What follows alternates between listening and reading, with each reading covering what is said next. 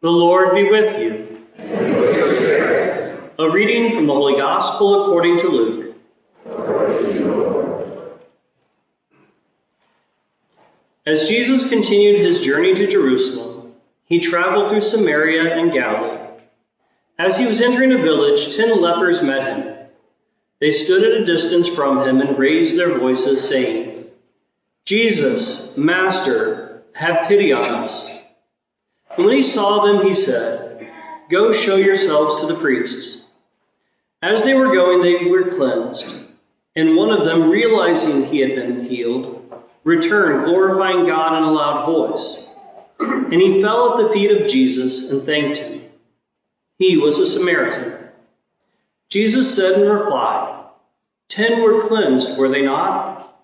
Where are the other 9? Has none but this foreigner returned to give thanks to God? Then he said to him, "Stand up and go. Your faith has saved you." The Gospel of the Lord. Praise to you, Lord Jesus Christ.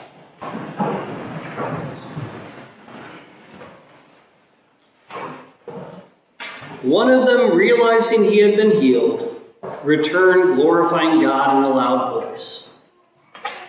Realizing he had been healed. It's one of those interesting things about life is that we can sometimes get so caught up in various things going on that we don't realize what's going on in the moment that we're in.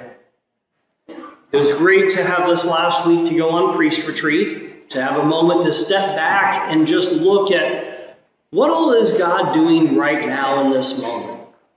What is God doing this moment in my life? What do I have to give thanks for right now in this moment?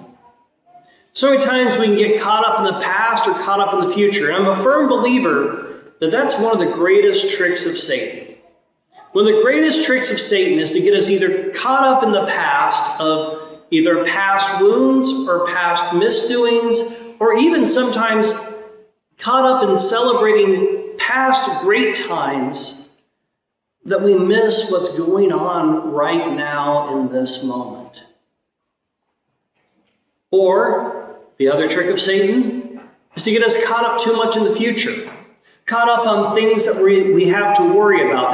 Well, if this happens, then this happens, then this happens, and I have to be ready for that, or we need to get ready for this, or just caught up in the future. And many times the things that we worry about in the future, most of those worries are never going to happen. Most of the things we get all anxious about and concerned about don't actually happen. And we've wasted our time and our effort and our energy worrying about them. Or the good things that we want to see happen.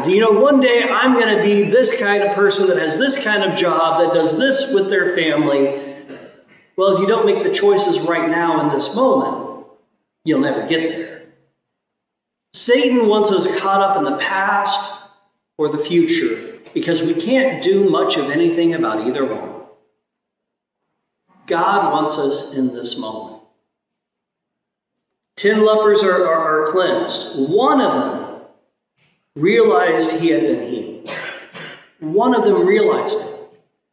You can just imagine the 10 lepers that are going towards the priest. They're going to the priest to make the offering that's customary for a leper. And some of them are probably thinking about all the hard times that they've been through leading to this moment. And they don't notice right in the moment that they're being healed. Somebody else thinking about, once I'm healed, then I'm going to do this, and this. Not realizing right now the healing is happening. So much of our faith life can be deepened by just making ourselves present to the moment we're in. Making ourselves present to what is God doing in my life right now. Not what has he done in the past, not what is he going to do in the future. Right now in this moment, what is God doing in my life? Think for a moment, right now, what are the 5 things you are most thankful for that God is doing in your life? What are the 5 things that you would give thanks to God the most for? Maybe you're sitting next to one of them. Maybe it's a job, that God's given you a job that provides well for you. Maybe it's good neighbors. Maybe it's a friendship. Maybe it's somebody you just came back in contact with. What is God doing in your life right now?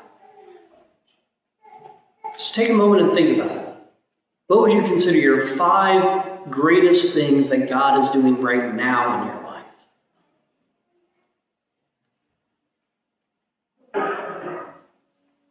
You know, it's a wonderful thing as a priest to stop and reflect on this.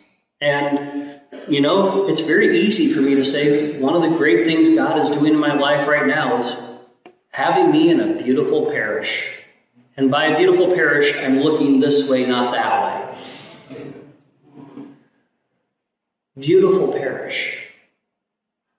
To be in a parish that I can see God working is to me a joy as a priest. That's something God's doing in my life that I need to be in this moment and be thankful for. My family. My dad, when he went for a checkup with his doctor, asked him, "How are you doing?" He said to him, "Well, all my kids are talking to me and all my kids are talking to each other. I can't ask for much more than that." You know, sometimes we need to look at this moment and realize God is working. What is God healing in you right now? What is it that's going on in your life that God is working to heal? Maybe it's a healing in the sense of forgiveness. Maybe it's a healing in the sense of giving you strength to get through something. Maybe it's a healing physically. What's the healing God's working in your life right now? There is so much that God does and will do in our lives. But we'll be like the 9 lepers who didn't come back if we don't take the time to just pause and reflect. What is it in this moment God is doing in my life? What is it in this moment I can do to give thanks to God for all the good things He has done, is doing, and will continue to do in my life? How can I respond to God?